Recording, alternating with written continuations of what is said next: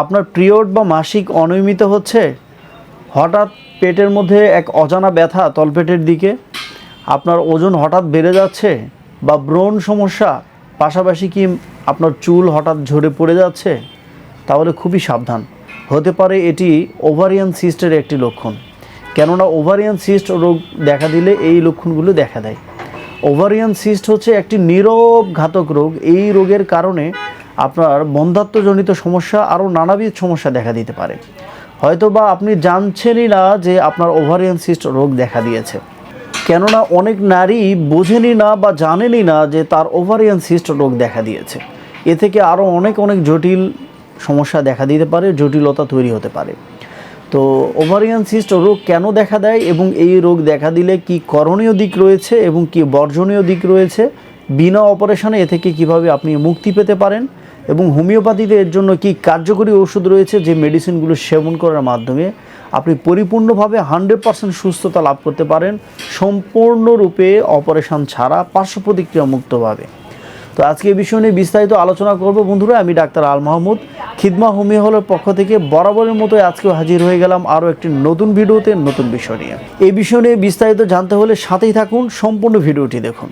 Ovarian cyst কি? Ovarian cyst মূলত ওভারিতে তরল ভর্তি একটি গেট বা থলির মতো জিনিস, যা কখনো কখনো ছোট হয়, কখনো কখনো অনেক বড় আকারের হতে পারে। এই সমস্যা হরমোনাল ইমব্যালেন্সের কারণে দেখা দেয়। এই সমস্যা দেখা দিলে বন্ধ্যাত্বজনিত সমস্যা এবং হরমোনের ব্যাপক ভারসাম্যহীনতা দেখা দেয়। এই প্রবলেম দেখা দিলে ওভারি কেটেও দিতে হতে পারে। এই সমস্যা যদি অনেক জটিল আকারে দেখা দেয়, যে আপনি সঠিক সময়ে যদি চিকিৎসা না নেন, তাহলে ওভারি কেটেও ফেলতে হতে পারে। বন্ধুরা, আমি ডাক্তার আল মাহমুদ, খিদমা হোমিও হলের পক্ষ থেকে আজকের এই স্বাস্থ্য পরামর্শমূলক ভিডিওতে আপনাকে স্বাগত জানাচ্ছি। প্রিয় দর্শক, এখন আমরা জানবো যে ওভারিতে সিস্ট কেন দেখা দেয়, কী কারণে ওভারিতে সিস্ট হয়ে থাকে নারীদের।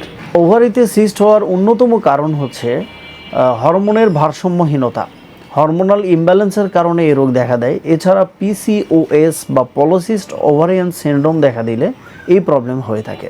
এছাড়া দীর্ঘদিন অনিয়মিত মাসিক যাদের হয়, যেমন মাসে একবার মাসিক হচ্ছে, তো চলছে 15 দিন হলো মাসিক চলছে, আবার 3 দিন মাসিক হয়ে ভালো হয়েছে, 15 দিন পরে আবার মাসিক হচ্ছে, আবার মাসিক হওয়ার কোনো নাম নাই, 3 মাস হয়ে যাচ্ছে, 2.5 মাস হয়ে যাচ্ছে, কোনো মাসিক হচ্ছে না।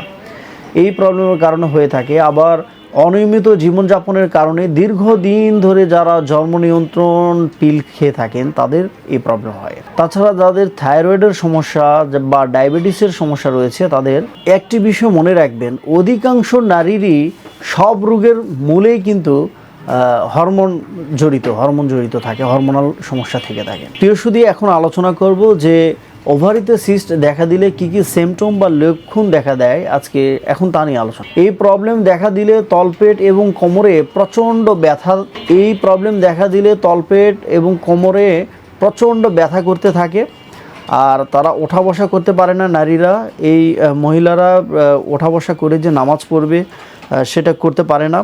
এছাড়া তারা তাদের দৈনন্দিন জীবনে যে কাজগুলো তা ভালোভাবে করতে পারে না। মাসিক অনিয়মিত এবং অতিরিক্ত রক্তক্ষরণ দেখা দেয়। সহবাসে অনীহা, সহবাসে সমস্যা সৃষ্টি হয়, সহবাস করতে তারা অনীহা প্রকাশ করে, সহবাসের সময় ব্যথা করে। এছাড়া তাদের হঠাৎ ওজন বৃদ্ধি পায়, মুখে ব্রণ দেখা দেয়, আবার মাথার চুলগুলো ঝরে পড়তে থাকে, মুখে অতিরিক্ত লোম, ছেলেদের মতো দাড়ি গোঁফ গজাতে থাকে, এমনকি তাদের গর্ভধারণের সমস্যা পর্যন্ত হয়। মিসক্যারেজের চান্স ইজ ভেরি হাই। বারবার কনসেপ্ট করছে এই নারীরা, কিন্তু মিসক্যারেজ হয়ে যাচ্ছে, বাচ্চা নষ্ট হয়ে যাচ্ছে, এই সমস্যা হয়, আবার বাচ্চা কনসেপ্ট হয় না। আর এই লক্ষণগুলি অবহেলা করা মানেই কিন্তু একটা ভয়াবহ জটিলতা, ভয়াবহ একটি বিপদ ডেকে আনা। সুতরাং এই সমস্যা যদি আপনার দেখা দেয়, অবহেলা না করে দ্রুত চিকিৎসা নেওয়া দরকার। আধুনিক চিকিৎসার কিছু সীমাবদ্ধতা রয়েছে, যেমন আধুনিক চিকিৎসাগুলো বলতে মানে এলোপ্যাথিতে যে চিকিৎসা রয়েছে, এই চিকিৎসাগুলোতে যেটি করা হয় যে হরমোনাল ট্যাবলেট, ব্যথানাশক যে বিভিন্ন ইনজেকশন বা ট্যাবলেটগুলো রয়েছে তা খাওয়ানো হয়, অপারেশন করা হয়। কিন্তু এগুলো কি আদৌ কি সমাধান? ইনজেকশন ছেড়ে দিলে বা ব্যথার ওষুধ খাওয়া ছেড়ে দিলে ব্যথা কি আর হচ্ছে না? যদি আবারও হয় বা অপারেশন করলে তো পরবর্তীতে বন্ধ্যাত্বজনিত সমস্যা দেখা দেয়। সো এটা তো কোনো সমাধান না। এই সমাধানের জন্য যেখানে এই সমাধানগুলো নাই, মেডিসিনগুলো খাওয়া শেষ করে বা বন্ধ করে দিলে আবারও ব্যথা দেখা দিচ্ছে, সেখানেই কিন্তু হোমিওপ্যাথির চিকিৎসা শুরু। মূলত হোমিওপ্যাথির চিকিৎসা বিনা অপারেশনে রোগের মূল কারণ খুঁজে বের করে কারণের চিকিৎসা করা হয়। এজন্য হোমিওপ্যাথি চিকিৎসা নিলে একদম রুট লেভেল থেকে ভিতর থেকে এই রোগটাকে নির্মূল করে দেয়। হোমিওপ্যাথি চিকিৎসার মাধ্যমে হরমোনাল ইমব্যালেন্স দূর করে একজন নারীর হরমোনের ব্যালেন্স নিয়ে আসে এবং রোগের মূল কারণ খুঁজে বের করে মূল কারণের চিকিৎসা করা হয়, তাতে রোগীরা পরিপূর্ণ সুস্থতা লাভ করে। এছাড়া ডিম্বাশয়ের স্বাভাবিক কার্যক্রম সেটি ফিরিয়ে আনে। প্রতি মাসে যে নারীদের ডিম্বাশয়ে যে ডিম দুটি আসে তা পরিপক্কতা লাভ করে এবং সঠিক সময়ে তা মাসিকের মাধ্যমে বেরিয়ে যায় বা কনসেপ্ট করলে সেটি সেই প্রক্রিয়ায় এগিয়ে যায়। সিস্টের আকার ধীরে ধীরে কমতে থাকে এবং মাসিক নিয়মিত করে এবং ভবিষ্যতে যে সিস্ট হবে তার প্রবণতাকে একেবারে নির্মূল করে দেয়। হোমিওপ্যাথিতে এর জন্য চমৎকার ঔষধ রয়েছে, যেমন এর জন্য ব্যবহার হয়ে থাকে নেট্রামিওর, এছাড়া ব্যবহার হয়ে থাকে থুজা মেডিসিন, ব্যবহার হয়ে থাকে কোস্টিকাম, ব্যবহার হয়ে থাকে মেডোরিনাম। যে সমস্ত রুগীদের প্রচণ্ড ব্যথা চকলেট পছন্দ করে, এছাড়া যে সমস্ত রুগীরা ওভারিতে সিস্ট, পাশাপাশি তাদের অতীতে কোনো গনোরিয়া বা এই টাইপের কোনো সমস্যা রয়েছে, আরও নানাবিধ লক্ষণ দেখা দেয়, বা যাদের অতীতে বাচ্চা নষ্ট হয়েছে তাদের জন্য মেডোরিনাম মেডিসিনটি ভালো কাজ করে থাকে। বন্ধুরা, এছাড়া ব্যবহার হয়ে থাকে ক্যালকেরিয়া ফ্লোর, অরামিওর 3X মেডিসিনটি ভালো কার্যকরী। এছাড়া আরও হোমিওপ্যাথিতে অনেক মেডিসিন রয়েছে, লক্ষণভেদে মেডিসিনগুলো ব্যবহার করা হয়ে থাকে। লক্ষণভেদে হোমিওপ্যাথিক মেডিসিনগুলো ব্যবহার হয়ে থাকে। আর হোমিওপ্যাথি মেডিসিনটি সেবন করার পূর্বে অবশ্যই একজন রেজিস্টার্ড হোমিওপ্যাথিক চিকিৎসকের শরণাপন্ন হয়ে ওষুধগুলো সেবন করা দরকার। একা মেডিসিন খাওয়া থেকে বিরত থাকুন।